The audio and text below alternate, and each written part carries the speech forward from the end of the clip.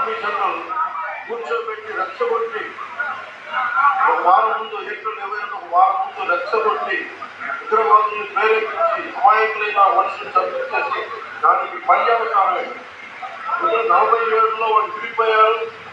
వాళ్ళకి దాహం తిన్నాం 4 యుద్ధాలు తిన్నారు. ఇప్పుడు దాహం తిన్నాం. ఇప్పటికి అమాయకులు కడలు పెట్టుకుంటా ఉన్నారు.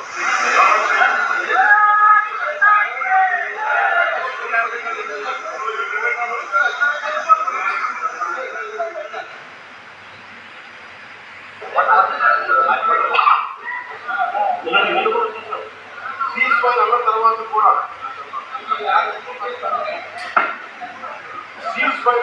కూడా సీజ్ ఫైర్ వైలెన్స్ చేసిన ప్రభుత్వం నిజంగా చెప్పండి ఒక బనానా రిపబ్లిక్.